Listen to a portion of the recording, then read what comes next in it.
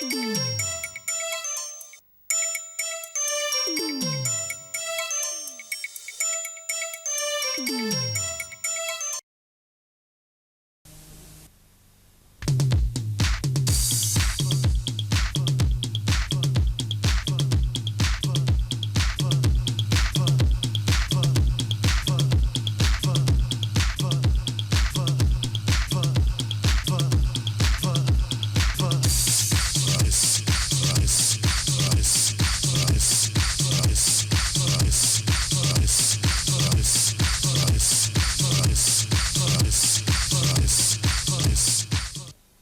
evening and welcome to Ben Vent. I'm Benjamin Dorr, and tonight Ben Vent looks at ageism and its effects within our community. But first, here's the news. Australian High Court Judge Justice Michael Kirby has acknowledged his partner in Who's Who in Australia, the frankest admission yet that he is gay. Justice Kirby declined to be named as Australia's #1 power gay in Outrage magazine in 1996. Described as understandably reluctant to openly declare his sexuality due to his position in the legal hierarchy, Kirby has upheld long-term support for human rights. His reluctance has been described as a reflection of attitudes prevalent in the legal profession. And in other news, The Body Shop has launched a petition in pursuit of same-sex superannuation rights. The petition has been launched as part of a campaign to pressure the government on law reform. The Body Shop insists it is not in alliance with any political party and remains neutral support of social justice. And finally, in Britain, the House of Lords has quashed a bid to lower the age of consent for gay sex to 16. Heterosexual sex is legal at 16. Baron Wahid Ali of Norbury spoke in favour of the move, to the obvious distaste of the Archbishop of Canterbury. Ali is the only openly gay member of the House of Lords. And that's it from the news desk here tonight. Now over to Caroline Hamilton. I'm 28. I'm 20. We're all 23, I think. I turned 30 last week. I'm in the 40s bracket, early 40s. Discrimination because of my age, no. Oh, absolutely. I think it's a young person's world, and I'm talking, probably what, like 18 to 25-year-olds rule the planet, right? And if you don't fit into that demographic, then, you have to justify your existence. You might see a guy that might be 60 or something, and people snigger and laugh and go, oh my God, look at him, isn't he tragic? And it's like, hang on a second, he's got every right to be here. I don't think age is any barrier. Older dykes, you hardly ever see them. Like, there's a real invisibility. Like, you never see, like, obviously there's just as many dykes of any age group, right? Where's all the 60-year-old dykes? Where's all the 80-year-old dykes? Like, you just don't see them. They're all in hiding. They own horse riding farms in Dalesford. I mean, I think it's horrid that old people are discriminated against, and they're the ones who survived. Like, they're the ones who actually made it through, like, wars and cancer and everything else that knocks everyone else over. They won. They made it. And yet we don't want them in society. We don't want them on the roads. We don't want them on our streets. It's hilarious. I love them. We think we've come so far, and I don't think we've come half as far as we think we've come. I think they look after themselves, the older ones. Yeah, absolutely. Which is good to see. Maybe they should have like a 35 plus night at some of these clubs. So that I don't know. Well, yeah, then it's discrimination again. I don't know. I mean, it's just, you can't change it. I mean, it's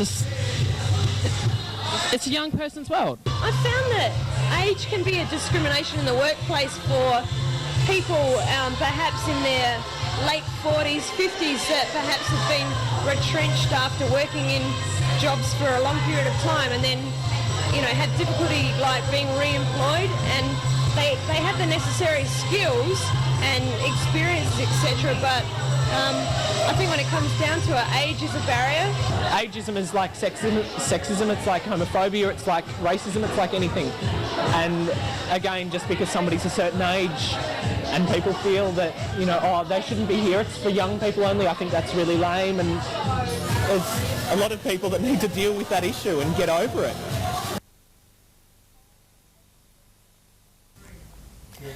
Hi and welcome to Bent Vent. My name's Caroline Hamilton. Well, when I was a little girl, 26 was over the hill. 26 meant I was married, 26 meant that I would have children and that I'd have responsibilities and a career. And I'd probably own a house.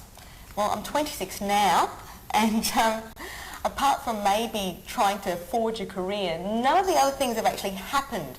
So attitudes towards age, as I've got older, have changed within myself. But has it also changed within the community? And being a lesbian too, there's also different attitude towards age there.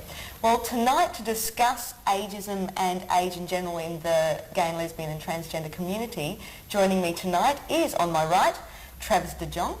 Welcome, Travis. Travis is a young gay artist. Thanks. Hi. Also on my right is Margaret Taylor, who's from the Matrix Guild. Good evening. On my left we have Paul Bussey from Vintage Men. Good evening, Caroline. Hi. And last but not least is Sarah Boyd from Bent TV. How you going? What's that? Okay, well, do you think, I'll ask this to you first, Margaret. Do you think that the gay, lesbian and transgender community is ageist? Do you think we as a community are ageist? To quite an extent. It's quite a daunting experience for an older lesbian, especially if she's on her own, to go out on the commercial scene.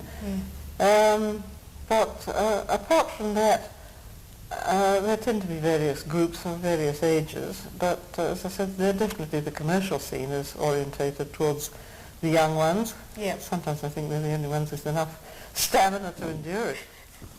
Would you agree with that?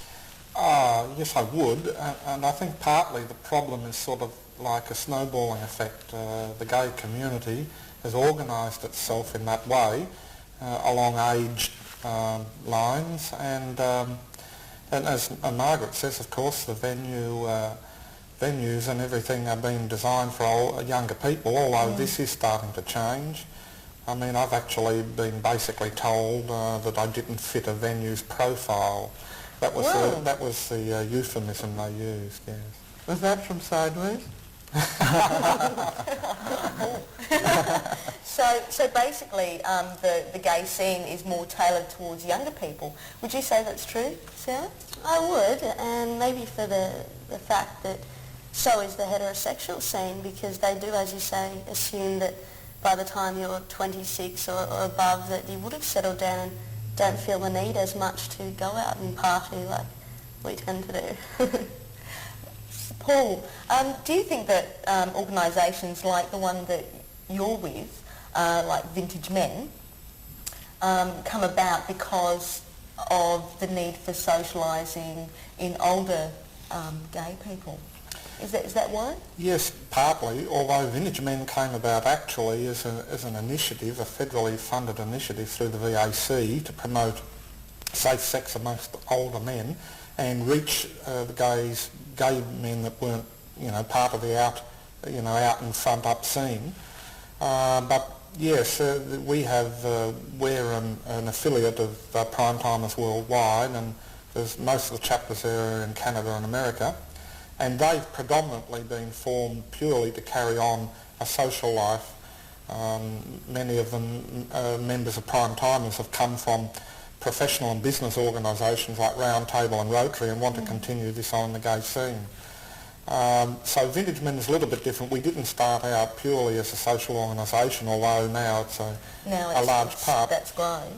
Well, you see, where do you draw the separation line between welfare and socialisation? If getting somebody out and mixing with people and going on outings, that's just as much part of welfare and support as it is socialising. So we tend not to sort of separate our program out into... And you were also mentioning before that there's actually no age limit on Vintage Men. No, we don't have an age limit. Mainly, we do things that basically older men would do. But if younger guys feel comfortable with this, and we do have several members who are quite open about that there's nowhere else